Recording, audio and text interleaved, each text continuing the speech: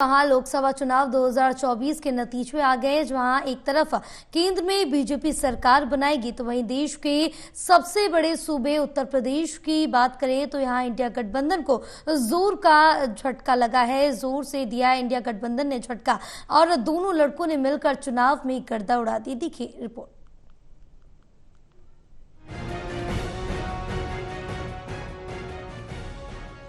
लोकसभा चुनाव 2024 के नतीजे आ गए। देश के सबसे बड़े सूबे में बीजेपी की हालत पतली हो गई। यहां बीजेपी अपना पुराना प्रदर्शन दोहराने में नाकामयाब रही। देश के सबसे बड़े राज्य उत्तर प्रदेश में मुकाबला दिलचस्प देखने को मिला। बीजेपी और सपा के बीच में ये मुकाबला 2019 के मुकाबले बीजेपी को झटके पर झटका लगा। वहीं सपा के वोट प्रतिशत के लिहाज से सर्वश्रेष्ठ प्रदर्शन देखने को मिला। सीटों के लिहाज से भी अखिलेश यादव की पार्टी का बड़ा फायदा हुआ। सपा के इस प्रदर्शन के क्या मायने हैं? पार्टी की सीटें बढ़ने की वजह क्या है? क्या यह वोट शेयर के लिहाज से सपा का सबसे अच्छा प्रदर्शन है? बीते चुनाव में समाजवादी पार्टी का प्रदर्शन कैसा रहा? पार्टी को कब कितना वोट शेयर मिला? किस लोकसभा चुनाव में सपा ने कितनी सीटें जीती? ये तमाम सवाल जिसके जवाब आज खोजे जा रहे हैं। समाजवादी पार्टी के इस प्रदर्शन के क्या मायने हैं? उत्तर प्रदेश की 80 लोकसभा सीटों की जंग पर एनडीए पर इंडिया भारी पड़ गया। उत्तर प्रदेश चुनाव के नतीजे बताने के लिए काफी हैं कि सपा और कांग्रेस को गठबंधन से फायदा हुआ। दोनों दलों ने एक दूसरे को वोट का ट्रांसफर भी किया।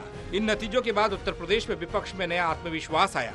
इसके साथ ही राज्य सरकार की नीतियों और फैसलों के खिलाफ विपक्ष और आक्रामक होगा। सपा और कांग्रेस की सीटें बढ़ने की वजह क्या है? सपा और कांग्रेस के आगे बढ़ने की एक बड़ी वजह उत्तर प्रदेश में मायावती की पार्टी बसपा का वोट शेयर घटना रहा है।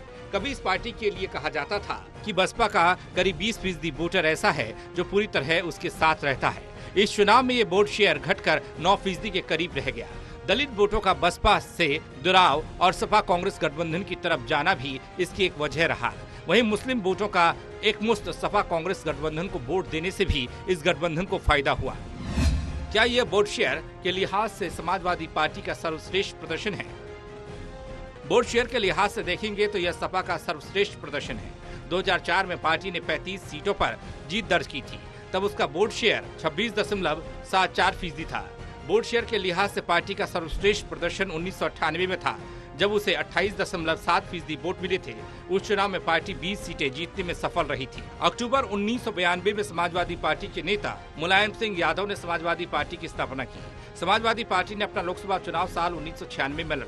उत्तर प्रदेश की क्षेत्रीय पार्टी को इस चुनाव में 16 सीटें मिली। 1996 में सपा को राज्य में 20.84% वोट मिले। अगले लोकसभा चुनाव 1998 में कराए गए।